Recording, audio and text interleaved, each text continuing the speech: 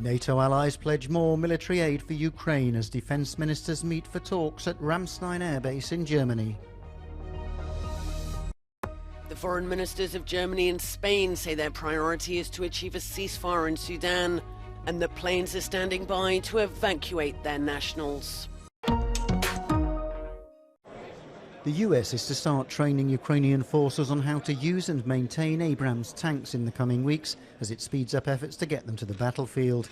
It was one of the points revealed during a defence ministers' meeting on Ramstein Air Base in Germany on Friday.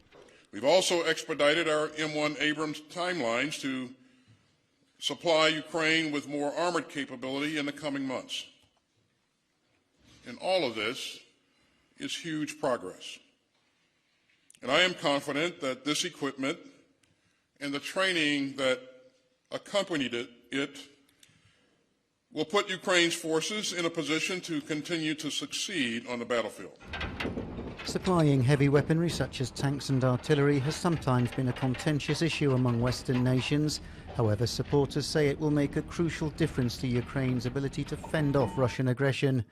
US General Mark A. Milley said Abrams tanks are the best in the world and that they would be very effective on the battlefield.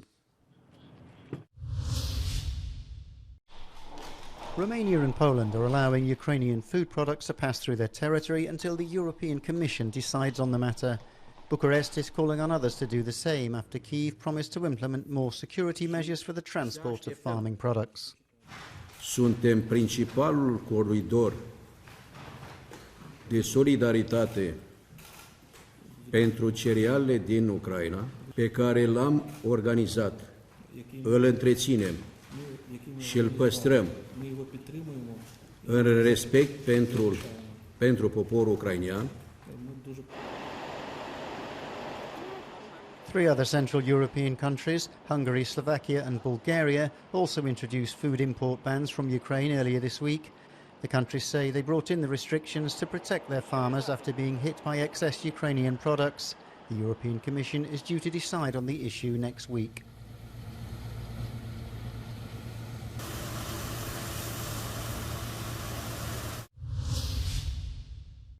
Fierce fighting in Khartoum continued for a seventh day on Friday between the Sudanese army and a rival paramilitary group after efforts to reach a ceasefire for the Muslim holiday of Eid al-Fitr failed. More than 400 people have been killed and thousands more injured, according to the World Health Organization.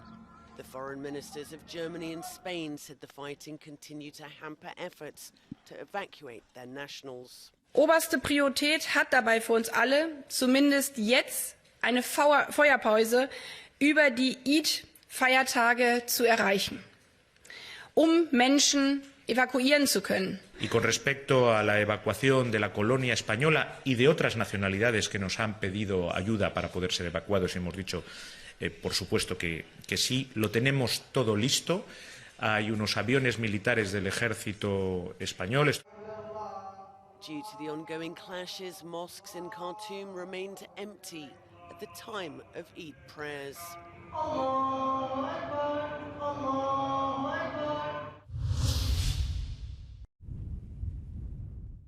On the eve of World Earth Day, the UN's World Meteorological Association has issued an alarming new report. It says in 2022, more than half the oceans experienced at least one marine heat wave and glaciers shrank. The average global temperature for the year was 1.15 degrees Celsius above pre-industrial levels.